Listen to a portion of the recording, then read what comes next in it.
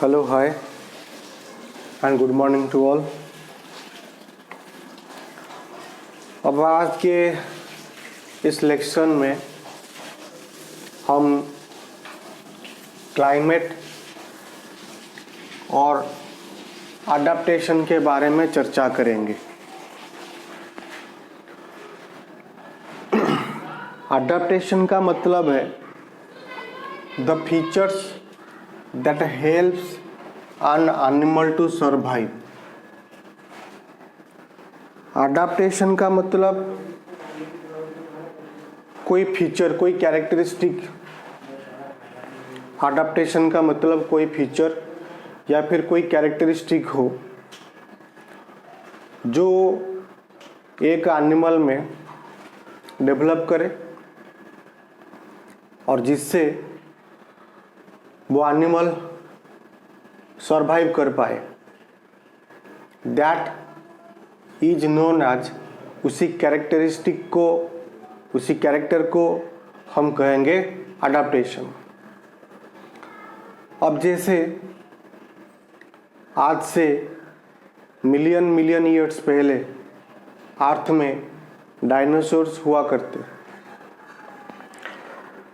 धीरे धीरे जो एनवायरनमेंट है वो चेंज हो गया,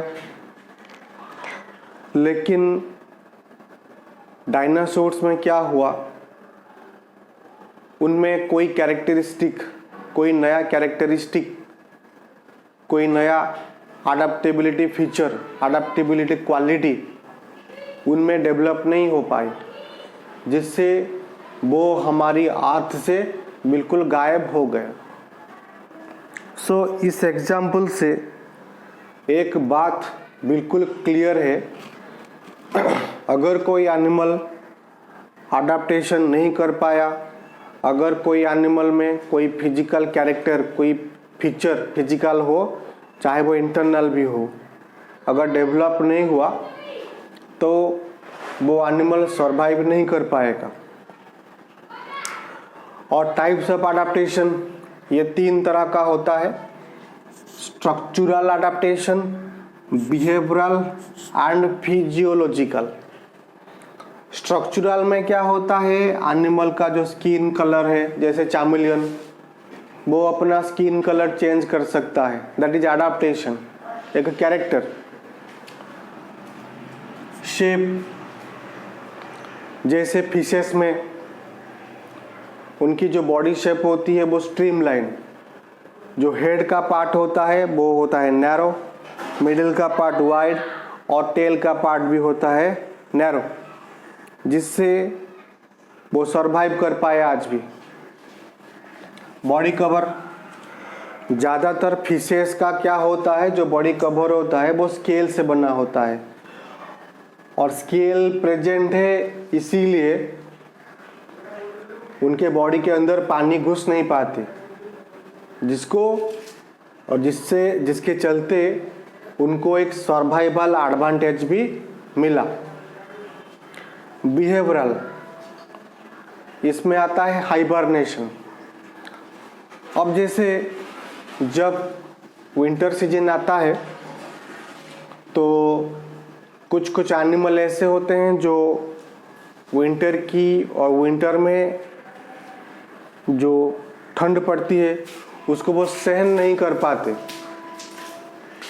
तो जिससे क्या होता है, वो 6 महीनों तक एक जगह में सो जाते हैं। So that long winter sleep is known as hibernation. सर्दी के मौसम में एनिमल्स क्या करते हैं, सर्दी को सहन नहीं कर पाते, इसीलिए वो पूरी की पूरी सर्दी सीजन 2 महीनों तक चले, या फिर 3 महीनों तक, या फिर 6 महीनों तक वो बिल्कुल एकदम सो जाते हैं एक जगह पर। This is a special type of characteristics, इसे कहते हैं हाइबरनेशन। तो जो लोग हाइबरनेट कर पाए वो आज सरवाइव किए, और जो लोग हाइबरनेशन नहीं कर पाए वो लोग सरवाइव नहीं कर पाए। और लास्ट में आता है फिजियोलॉजिकल। सो यहाँ पर क्या होता है, दो तरह के एनिमल हैं, एक वार्म ब्लडेड और दूसरा कोल्ड ब्लडेड। वार्म ब्लडेड ये वो एनिमल हैं जो अपने बॉडी का टेम्परेचर मेंटेन कर सकते हैं, जैसे बर्ड्स और मैमल्स। मैमल्स का मतलब होता है ब्रेस्ट फीडिंग एनिमल्स। जो एनिमल बच्चा पैदा करता हो उसे हम कहेंगे मैमल्स। तो ज़्यादातर बर्ड्स और मैमल्स जो होते हैं ये वार्म ब्लडेड होते हैं, क्योंकि ये अपना जो बॉडी का टेम्परेचर है, जो ब्लड का टेम्परेचर है, उसको रेगुलेट कर सकते हैं। लेकिन कोल्ड ब्लडेड में ज़्यादातर एक्वाटिक एनिमल्स जाते हैं। ये कोल्ड ब्लडेड एनिमल क्या करते हैं, अपनी बॉडी का टेम्परेचर कंट्रोल नहीं कर सकते। ये वार्म ब्लडेड एनिमल ये लैंड में पाए जाते हैं मोस्टली, और कोल्ड ब्लडेड एनिमल ये मोस्टली पाए जाते हैं वाटर में। एक्वा मतलब पानी होता है।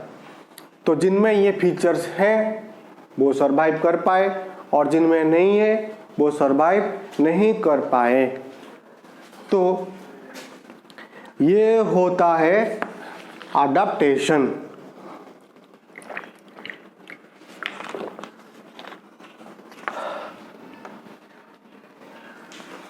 अब नेक्स्ट हम देखेंगे क्लाइमेट के बारे में थोड़ा सा।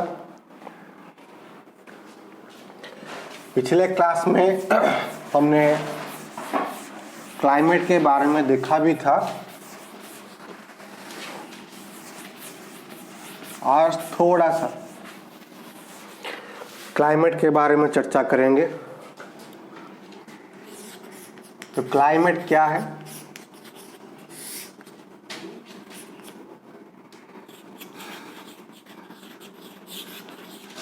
एवरेज वेदर पैटर्न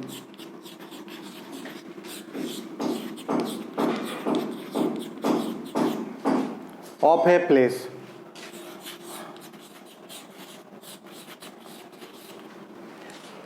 कोई प्लेस का वेदर पिछले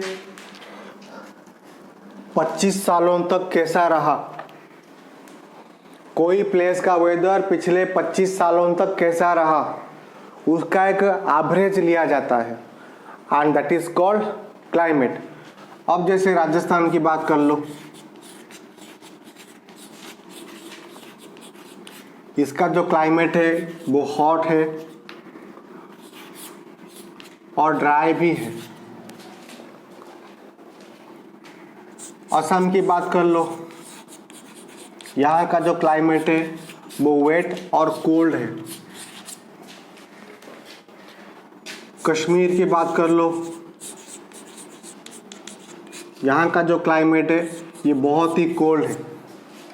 तो पिछले 25 सालों तक ये जो 3 जगह मैंने लिखी है, पिछले 25 सालों तक इसका जो क्लाइमेट है वो ज़्यादातर ऐसा ही, इसका जो वेदर है, क्लाइमेट नहीं, पिछले 25 सालों तक ये जो 3 जगह मैंने लिखा है, पिछले 25 सालों तक इनका जो वेदर है वो कुछ ऐसा रहा है।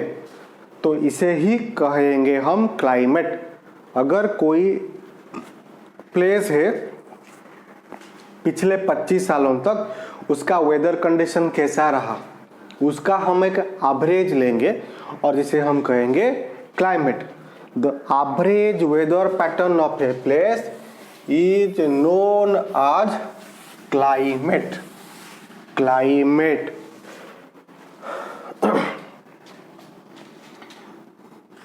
अब ये क्लाइमेट जो होता है ये कुछ फैक्टर के ऊपर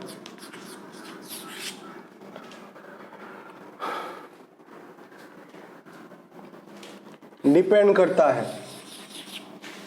अब ये जो क्लाइमेट होता है ये कुछ फैक्टर के ऊपर भी डिपेंड करता है। कौन कौन से फैक्टर के ऊपर डिपेंड करता है? जैसे सी हो गया,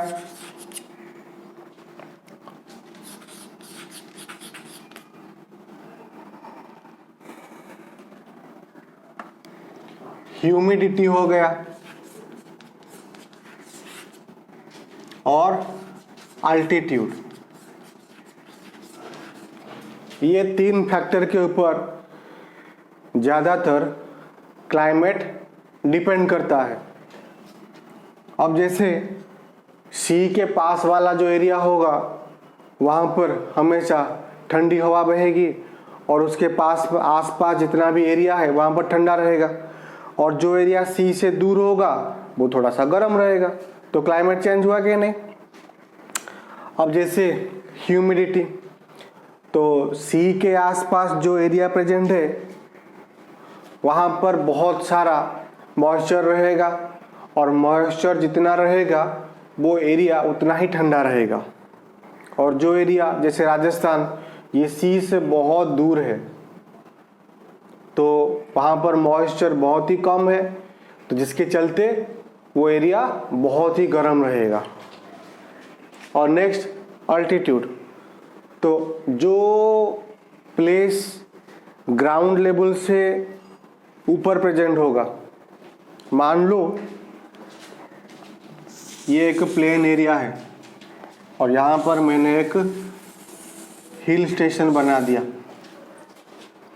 यहाँ पर कोई आदमी खड़ा है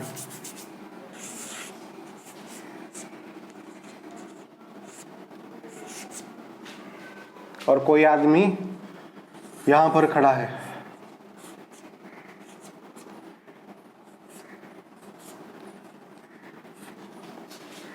तो यहाँ का जो टेम्परेचर होगा वो थोड़ा हॉट होगा और यहाँ का टेम्परेचर थोड़ा कोल्ड होगा। तो जो एरिया ऊपर प्रेजेंट हो वहाँ पर बहुत ही ठंडा रहेगा, और जो प्लेस नीचे होगा वो बहुत ही गर्म होगा। तो अभी जैसे मनाली हो, खंडाला हो, या फिर देहरादून हो गया, ऊटी हो गया, ये ग्राउंड लेवल से ऊपर प्रेजेंट होते हैं, तो जिसके चलते वहाँ का टेम्परेचर कोल्ड रहता है और उसका जो क्लाइमेट है वो कोल्ड ही रहेगा। ठीक है, तो ये है क्लाइमेट एंड क्लाइमेट के कुछ फैक्टर्स।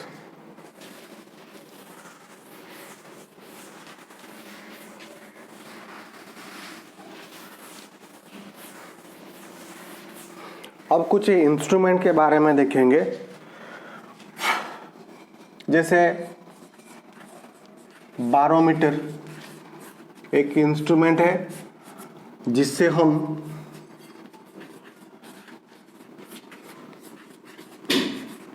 एटमॉस्फेरिक प्रेशर मेजर करते हैं। विंड स्पीड ये मेजर किया जाता है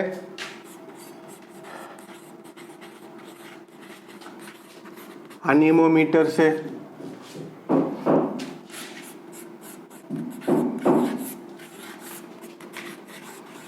विंड डायरेक्शन ये मेजर किया जाता है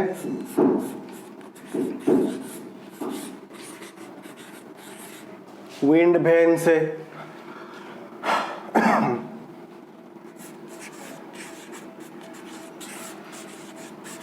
रेनफॉल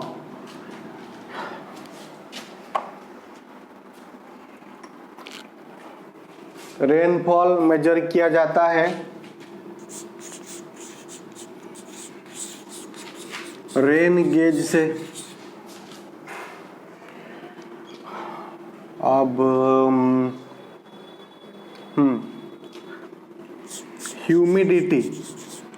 ह्यूमिडिटी का मतलब होता है मॉइस्चर इन एयर, ये मेजर किया जाता है हाइग्रोमीटर से। और क्या है,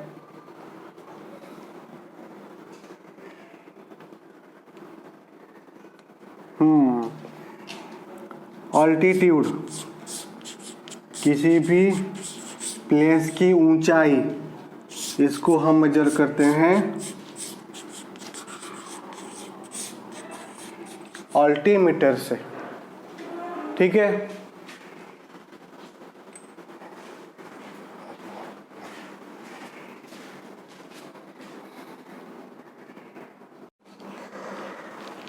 पोलर एरिया जो होता है ये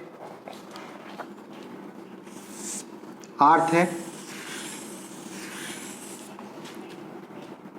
the top most point of earth and the bottom most point of earth.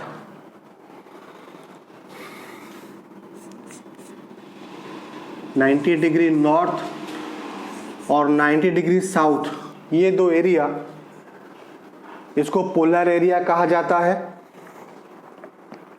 और यहाँ पे डायरेक्ट सनलाइट नहीं गिरती। सनलाइट जो यहाँ पे गिरती है वो स्लांट होती है, थोड़ा सा बेंड होती है। तो यहाँ पर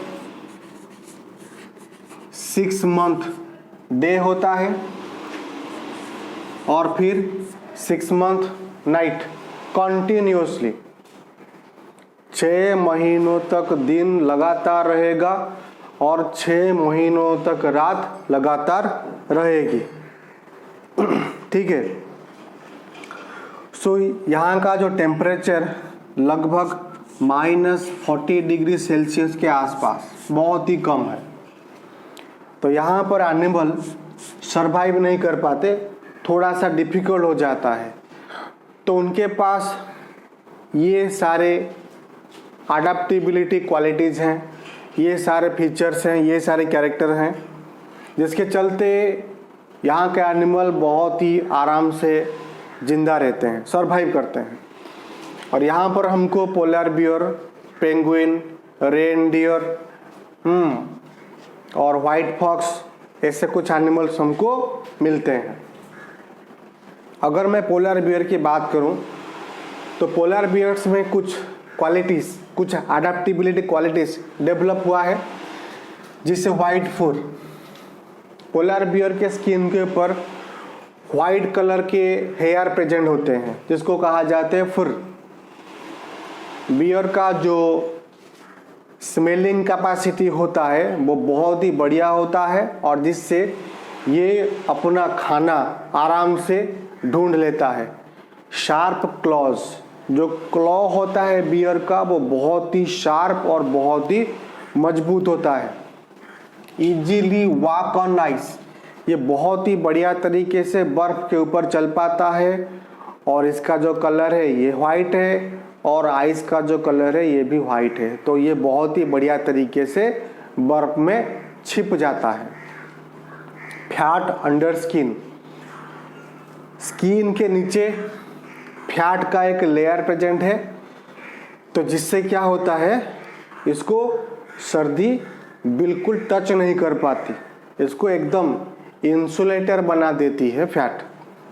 2 लेयर्स ऑफ फुर, और इसके बॉडी में जो फुर होता है, इसके 2 लेयर्स प्रेजेंट होते हैं, जिसके चलते इसे कोई सर्दी में कोई दिक्कत नहीं होती। अगर नेक्स्ट मैं पेंगुइन की बात करूं, पेंगुइन का जो बॉडी कलर है ये भी वाइट है। पेंगुइन का स्किन ये भी बहुत ही थिक है, इसके स्किन के नीचे फैट भी पाया जाता है, और ये बहुत ही बढ़िया स्विमर होते हैं, बर्फ़ के ऊपर बहुत ही बढ़िया तरीके से चल भी पाते हैं। और इनका जो बॉडी डिजाइन है ये स्ट्रीमलाइन होता है और वेब्ड फीट, इसका जो फीट होता है वेब्ड होते हैं। मतलब यहाँ पर देखिए, ये this is 1 finger, this is another finger, दोनों फिंगर के बीच में गैप है, लेकिन इसके केस में फिंगर के बीच गैप नहीं होता, फिंगर के बीच में स्किन रह जाता है, दैट इज कॉल्ड, उसे ही कहते हैं वेब्ड फीट। तो ये था पोलर एनिमल्स और उनके कुछ अडेप्टिबिलिटी क्वालिटीज।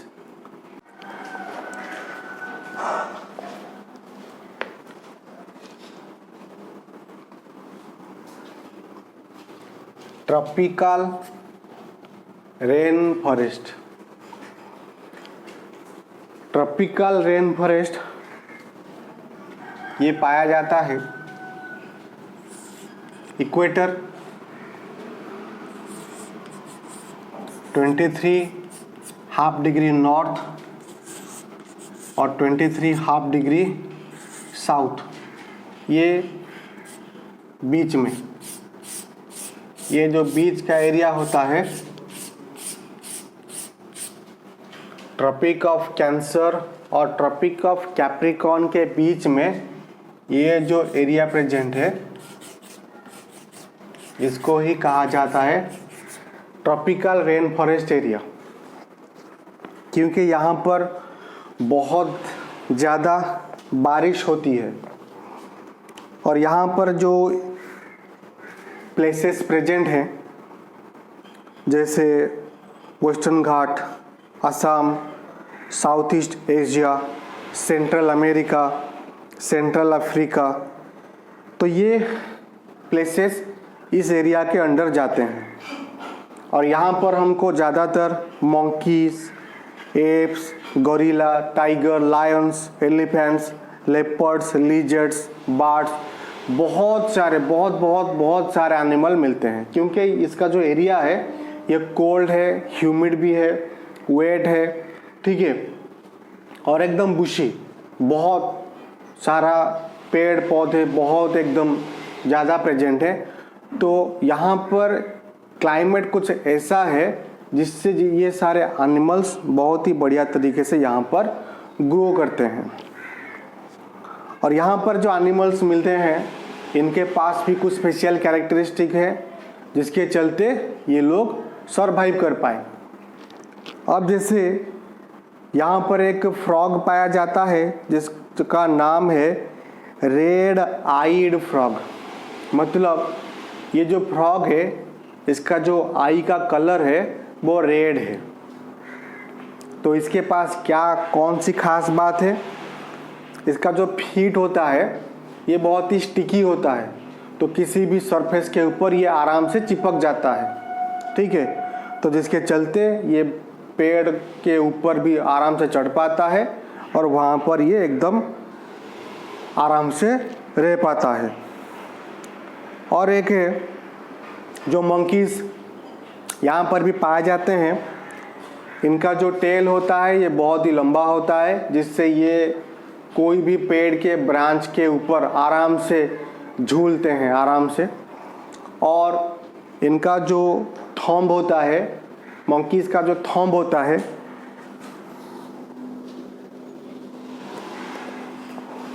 इनका जो थंब होता है ये सारे फिंगर के टिप को टच करता है हमारी तरह।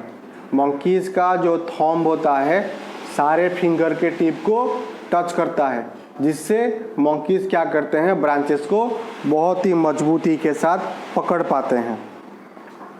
और यहाँ पर जो बर्ड्स मिलते हैं उनके बीक बहुत ही स्ट्रांग होते हैं और बहुत ही लंबे होते हैं, जिसके चलते अब जैसे यहाँ पर दिया हुआ है एक बार टॉकन एक बर्ड है जिसका बीक बहुत ही लार्ज और बड़ा भी है, जिसके चलते ये बहुत ही आराम से पतले पतले और छोटे छोटे ब्रांचेस के ऊपर जो फ्रूट होते हैं ये उनको भी बहुत ही आराम से अपने बीक के सहारे ले आता है, ठीक है। और यहाँ के जो एनिमल्स होते हैं और दूसरे एनिमल टाइगर, लायन, फॉक्स, इनकी सूंघने की शक्ति और सुनने की शक्ति बहुत ही हाई होती है और ये आराम से एनवायरनमेंट में छिप सकते हैं, जैसे जो चैमलियन हो गया,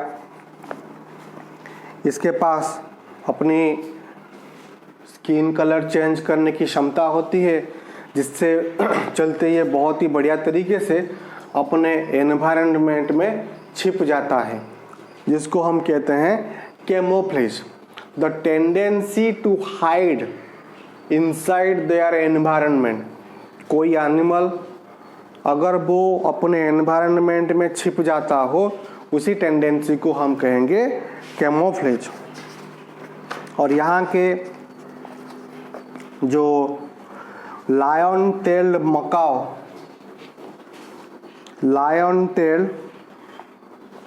मकाओ जिसको हम कहते हैं बियर्ड एप, ये भी प्रेजेंट होता है।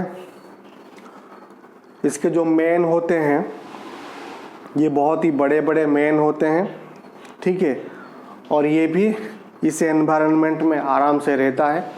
और एलिफेंट जो होते हैं ये भी यहाँ पर पाए जाते हैं। इनके कान बहुत बड़े हैं, इनकी सुनने की शक्ति जो होती है बहुत ही मजबूत होती है।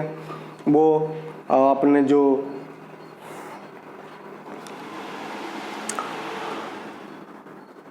नोज होती है, लंबी वाली जो नोज होती है, उसकी मदद से ये बड़ी बड़ी लकड़ियों को, पेड़ पौधों को उखाड़ फेंकते हैं। तो ऐसा कुछ होता है। ये ट्रॉपिकल रेन फॉरेस्ट एनिमल्स के केस में ऐसा कुछ होता है। तो यहाँ पर ये चैप्टर ख़त्म होता है। तो आशा करता हूँ आप लोगों को अच्छे से समझ में आया होगा। तो मिलते हैं दूसरे चैप्टर में, तब तक के लिए